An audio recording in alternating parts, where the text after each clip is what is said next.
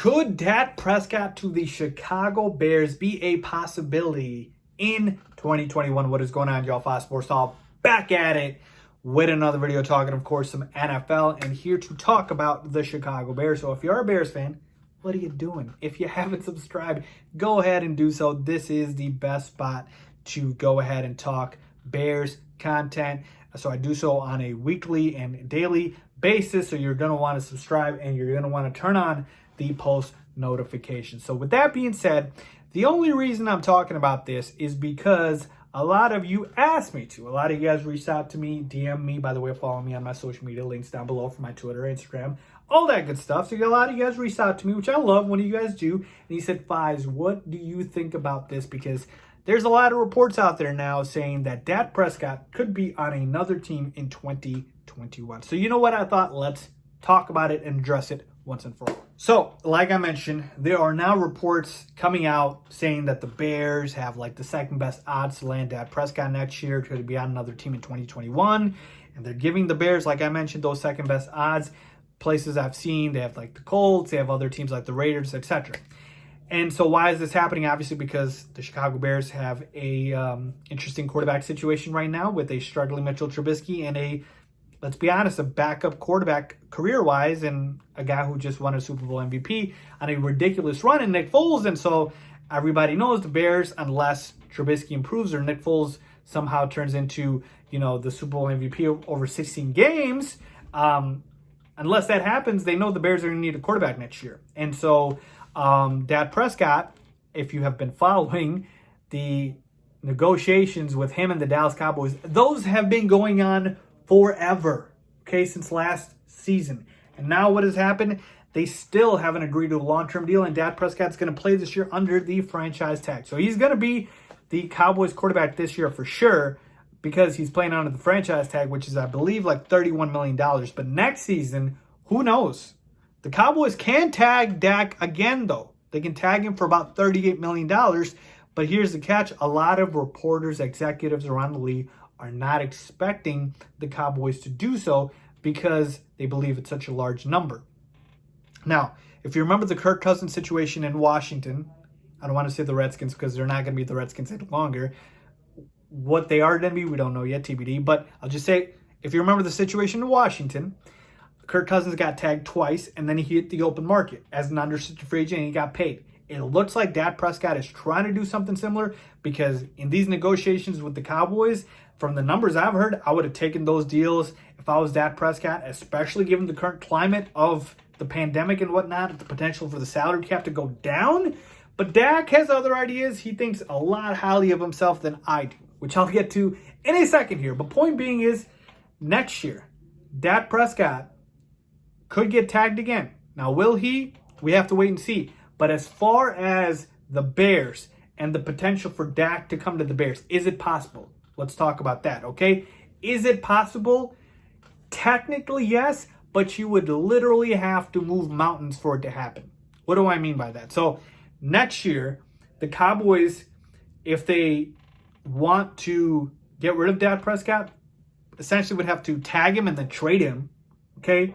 And if the Bears want to sign Dak Prescott, like the Cowboys don't tag him, and if they want compensation for him, the Bears would have to shell out so much money. So essentially, both ways, it's going to cost you a pretty penny because if the Cowboys want compensation, they're going to tag Dak Prescott and then try to trade him, and they're going to want a couple first-round picks, okay? And if they don't tag him and they literally let him walk for nothing, which is very unlikely, the Bears are going to have to pay him the ridiculous amount of money he's looking forward to, okay? And here's the big issue. The Bears don't have a lot of salary cap space. In fact, they're projected to be the top 5 teams with the least amount of salary cap space, or I should say the bottom 5 projection for salary cap next season, okay? So the Bears don't have a lot of salary cap space next year unless they cut a lot of players, and there's a lot of defense players on this team making a lot of money, and you got a bunch of extensions coming up, etc. So money is a huge issue, both because the Bears don't have salary cap, and 2, because they would have to pay Dak Prescott a lot of money. So when you want to know the question, is it possible? Technically, it is, but is it worth it? Probably not. I'm just going to go ahead and say I don't believe so. And here's why I don't believe it's worth it for Dak Prescott, for the Bears to try and acquire him, even if they, have to move this quote-unquote mountain. Because here's my thing with Dak Prescott. Dak Prescott, to me, is not a top 10 quarterback. He's in the 11 to 20th range. He's a very solid quarterback. Last year had a very solid year, about almost 5,000 passing yards, 30 touchdowns, 11 interceptions. Very solid year for Dak. But what was the main outcome? 8-8. Dallas Cowboys didn't make the playoffs. And so this is the main issue here with Dak Prescott, because to me, Dak Prescott is solid, but Dak Prescott, to me, is overrated because he needs everything around him to work as well, okay? When I think about elite top 5, top 10 quarterbacks, more so top 5 than top 10, I'm talking about guys that can literally take the team, put them on their back, and carry them, okay? Obviously, we're talking about the Patrick Mahomes, the Russell Wilsons, guys like that. Dak Prescott has a top 5 offensive line, a top 5 running back, a very solid defense, and now he's going to have a very good, or decent, I should say, head coach. I wouldn't say very good in Mike McCarthy. And that was really the only thing you could make the argument for, like, Jason Garrett's not good. But other than that, Dak has so much around him. So you take that out.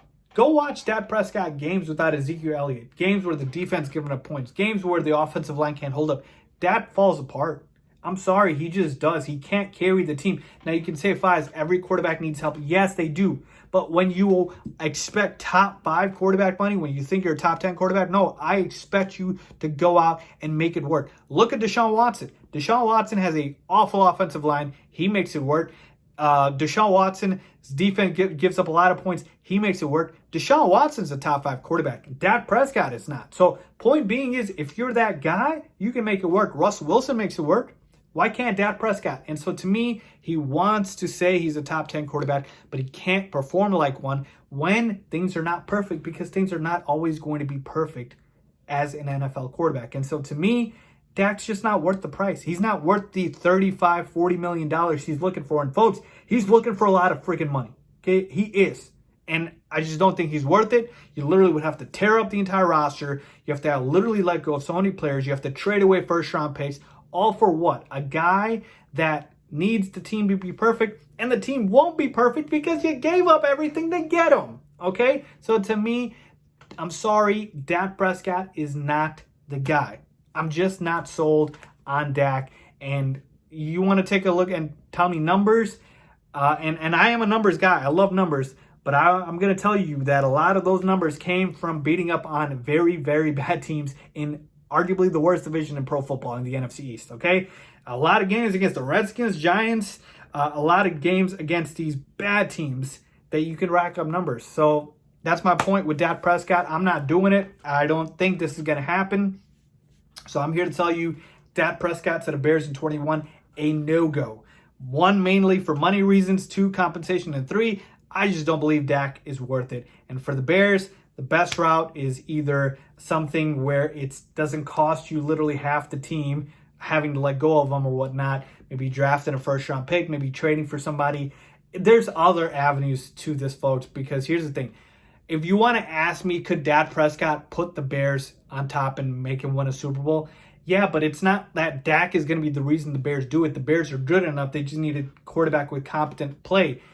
The fact is, Dak Prescott's going to ask you too much to be that guy.